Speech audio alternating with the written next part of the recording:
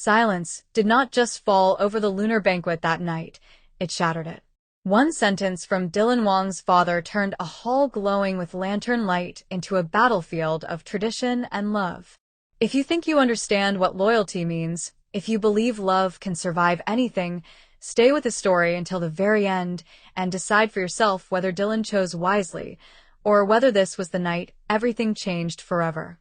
The banquet hall shimmered in gold and red, a tribute to generations before them.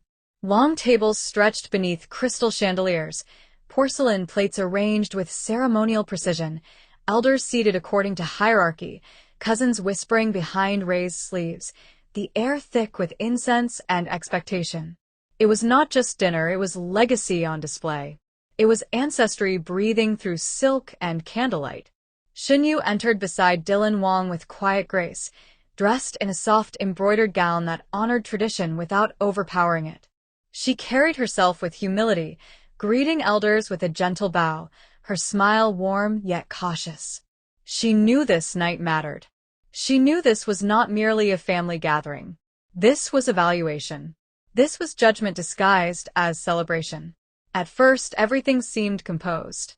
Dylan stood close to her, protective without being obvious, his hand occasionally brushing hers beneath the table as if to say, "I am here." The younger relatives stole glances, some smiling, some curious. A few even looked impressed. Shen Yue had faced cameras, critics, and global attention before. But this felt different. This felt personal. Then came the moment that no one could rewind. Dylan's father rose slowly from his seat at the head of the table. Conversations softened into murmurs. Glasses paused midair. Chopsticks hovered. The authority he carried required no raised voice. It was inherited power, layered with years of discipline and expectation. He cleared his throat. "Tonight we honor family, tradition, and continuity," he began. His tone was calm, deliberate. "Our name carries responsibility. Our table represents unity." A faint smile appeared on his face, but it did not reach his eyes. "Some guests," he continued, "may not yet understand what it means to sit among us." The silence that followed was unbearable. He did not look at Shinyu directly. That made it worse. The refusal to acknowledge her presence was louder than any accusation. It was dismissal. It was a boundary drawn in air. Shinyu felt every eye in the room shift toward her without turning their heads. The festive music in the background felt distant, almost mocking. Her fingers tightened slightly around her glass. She kept her posture straight. She would not crumble here. Dylan's jaw clenched. "Father," he said firmly, "she is with me." The words were simple, but the weight behind them changed the atmosphere entirely. His father's gaze finally met his, not hers. "You are with many things in youth," he replied calmly. "Youth is impulsive. Family is permanent." A collective breath was held across the hall. The message was unmistakable. Shinyu was temporary. Tradition was not. For a moment, the room existed between two heartbeats. Generations of expectation pressed down on Dylan's shoulders. He was not just a son. He was an heir. Every move he made reflected lineage. Every relationship carried implications. But this was not a scripted drama. There were no retakes. Dylan stood. The scrape of his chair echoed louder than the music. "She is not a guest," he said clearly. "She is part of my life. If she is not welcome, then I am not welcome either." Gasps rippled through the relatives. An aunt whispered urgently to another. An uncle lowered his gaze. This was not how lunar banquets unfolded. This was not how sons addressed fathers. Shinyu felt her pulse racing, but she remained seated for a second longer, absorbing the gravity of what was happening. Dylan was choosing in real time. There was no softening, no strategic delay. He was confronting tradition head-on. His father's expression hardened, but it was not rage. It was something colder. Disappointment shaped by decades of control. "You would walk away from your family for a woman?" he asked quietly. Dylan did not hesitate. "I would stand by someone who stands by me." The statement hung in the air like a challenge to centuries of expectation. Shen Yue finally rose beside him. She did not want him to carry this alone.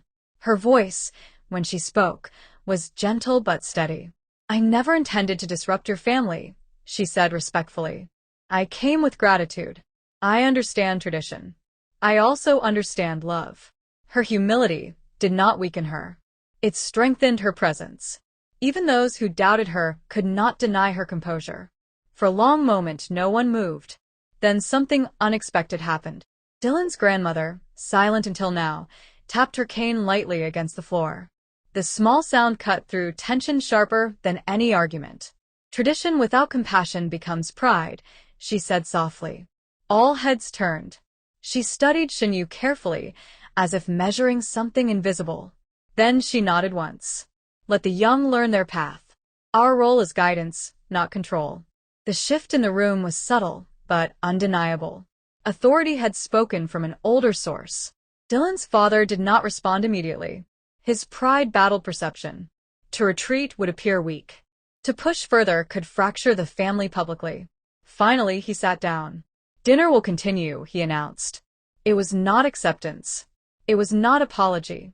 But it was no longer rejection. The music resumed, though cautiously. Conversations restarted, though quieter. The banquet regained motion, but not innocence. Dylan looked at Shinyu, relief and determination in his eyes. This was only the beginning. Tradition does not dissolve in one night. But lines had been drawn. Under the lantern glow, amid porcelain and silk, love had stood its ground. Later that evening, outside beneath the cool night sky, Shinyu asked him softly if he regretted confronting his father so openly. He shook his head. "Loyalty does not mean surrendering happiness," he said. "I respect my family, but I choose my future."